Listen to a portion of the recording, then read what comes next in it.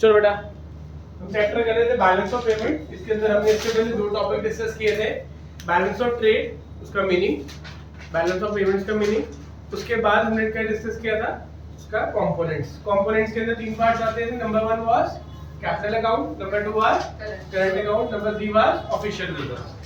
तीसरा टॉपिक है equilibrium and disequilibrium of BOP. पहले हम इक्विलिब्रियम डिस्कस कर रहे थे जब मैंने ओआरटी ट्रांजैक्शंस करवाया था, ठीक है ना। रिजर्व यही था कि गवर्नमेंट उसको फॉरेन एक्सचेंज रिजर्व्स को कैसे सप्लाई और डिमांड को मैनेज और पेमेंट्स करने के लिए यूज करती है।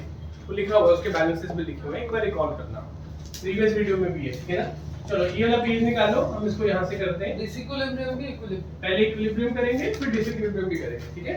इक्विलिब्रियम, चलो दिव्या रीड कर देना। Equilibrium BOP equilibrium is struck when current account balance plus capital account balance is equals to 0. दो सिचुएशंस होती हैं व्हेन, इधर देखो, कैपिटल अकाउंट का बैलेंस और करंट अकाउंट का बैलेंस इक्वल हो, और capital account plus current account is equal to 0। तो दोनों इक्वेशंस को एक ही बात है, यानी कि हमारे पास नेट करंट अकाउंट में जो बैलेंस बच रहा है वही कैपिटल अकाउंट में बैलेंस है। पुराने बैलेंसेस को कंसीडर नहीं किया जा रहा, मतलब यानी करंट ईयर में जो हमारा बैलेंस ऑफ पेमेंट में नेट लेना या देना है, क्रेडिट और डेबिट बैलेंस है, it's an accounting statement, that is the same balance. तो इक्विलिब्रियम स्टेट कौन सी होती है पहले वो समझना पड़ेगा। आगे बेटा, In state of BOP equilibrium, हाँ, in state of BOP equilibrium, ठीक है। inward flow of foreign exchange is exactly equals to outward flow of foreign exchange. क्या मतलब है inward flow of foreign exchange, जितने पैसे फॉरेन एक्सचेंज के आ रहे हैं that is exactly equal to outflow of foreign exchange. यानी कि हमें एक साल में जितना पैसा फॉरेन एक्सचेंज का इनफ्लो कर रहा है प्लस हो रहा है, जितना पैसा जा रहा है, यानी कि हमें अपने ऑफिशियल रिजर्व में से कोई छेड़छाड़ करने की जरूरत नहीं पड़ती। हमें पैसा बोरो करने की जरूरत नहीं पड़ रही, हमें अपने रिजर्व्स को सेल ऑफ या इंक्रीज करने की जरूरत नहीं पड़ रही। The XYZ amount of export and import they nullify the balance of foreign exchange. यानी कि टोटल हमारे पास inflow and outflow of foreign exchange उतना ही हो रहा है जितनी जरूरत है। अगर हमारे 10,000 करोड़ के इनफ्लोज है, 10,000 डॉलर्स के, 10,000 डॉलर्स के outflow. This is what this accounting और दिस इक्विलिब्रियम स्टेट्स।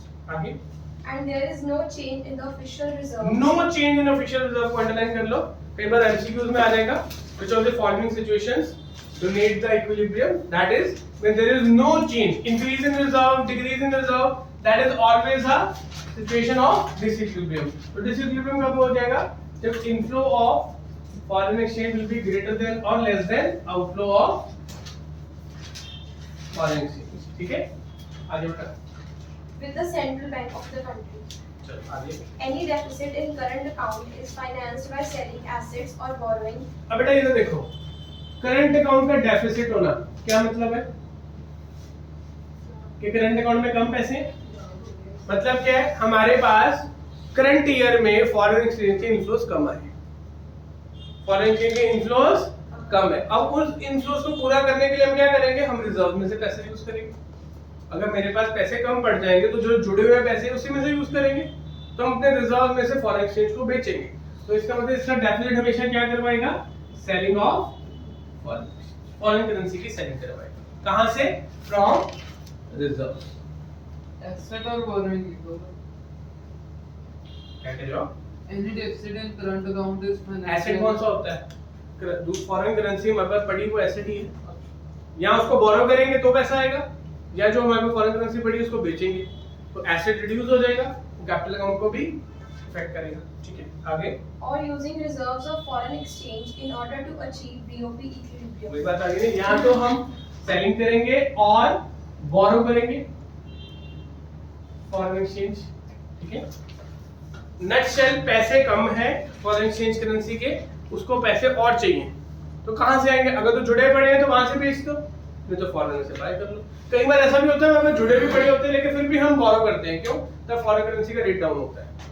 कभी ऐसा हो कि फॉरेन करेंसी डाउन है, यानी हमारी करेंसी एप्रिशिएटेड है, तो आरबीआई रिजर्व पे रिजर्व बनाता जाएगा। रिजर्व चाहे बोरोइंग बढ़ा के बनाए, वो रिजर्व बनाता रहता है, क्योंकि वो कम प्राइस पे, लोअर प्राइस पे बोरोइंग हो जाएगी, जब प्राइस हायर होगा तो बोरोइंग को सेट ऑफ कर लेता है, ठीक है ना। तो इसको रिस्क मैनेजमेंट कहते हैं, ठीक है। अब डिसइक्विलिब्रियम इसके साथ साथ ऑपोजिट हो गया, रीड कर लेते हैं।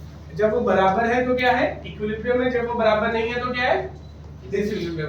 दूसरी सिचुएशन, अगर करंट अकाउंट का सरप्लस है, अगर करंट अकाउंट का क्या है, सरप्लस है, तो क्या होगा,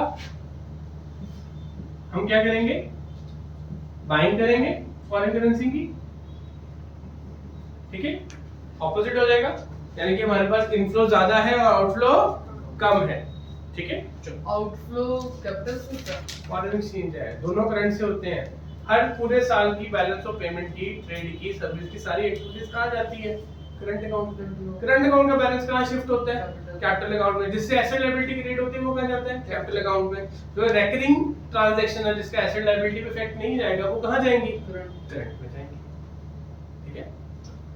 POP distributive occurs when current plus capital account, ठीक है, current account is either greater than और लेस देन कैपिटल अकाउंट, ठीक है।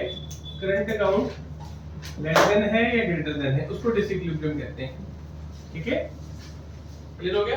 इसको ये वाली इक्वेशन को इस तरह से क्रिएट करना हो तो क्या कर सकते हैं, that is current account plus capital account greater than 0 और लेस देन 0, ठीक है। जब वो ग्रेटर देन 0 होंगे तो ये कौन सी सिचुएशन होगी, सरप्लस की, और जब वो लेस देन 0 होंगे तो कौन सी सिचुएशन होगी, डेफिसिट।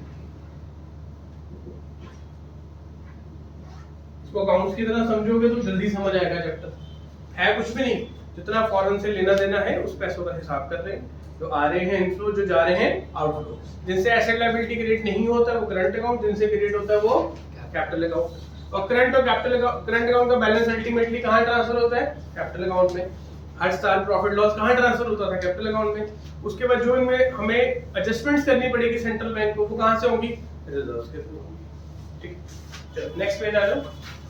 डिसइक्विलिब्रियम, इस लाइन को रीड करते हैं, वेरी इंपॉर्टेंट। आप करो। Disequilibrium in BOP occurs when the sum total of current account balance and capital account balance is not zero.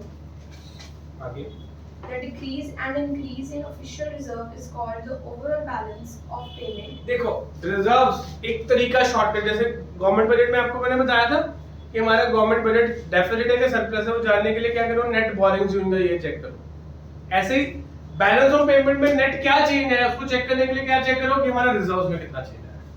अगर रिजर्व्स इंक्रीज हुए तो सरप्लस रहा इस साल, इनफ्लो ज्यादा है, रिजर्व डिक्रीज हुए तो डेफिसिट है। This is one of the easiest way of checking, not 100% appropriate but most of the cases it is appropriate, ठीक है। चलो, the monetary authorities like RBI is the ultimate financer of any deficit of the recipient surplus, क्योंकि monetary जो institute है उसी के पास क्या पड़ा होता है, रिजर्व पड़ा होता है। जिसके पास रिजर्व होल्डिंग होगी वही डिसाइड करेगा ना, वही पैसा जोड़ेगा, वही पैसा खर्चेगा। This was a very short topic कि इक्विलिब्रियम कब है और डिसइक्विलिब्रियम कब है। अब बेटा यहाँ पे ये थोड़ा सा मैंने एक्स्ट्रा टॉपिक बताया हुआ है, autonomous and accommodating item in BOP, ठीक है। इसको हम करते हैं डिस्कस। इससे पहले आ जाते हैं सिग्निफिकेंस ऑफ बीओपी। इस पे आते हैं सिग्निफिकेंस ऑफ बीओपी।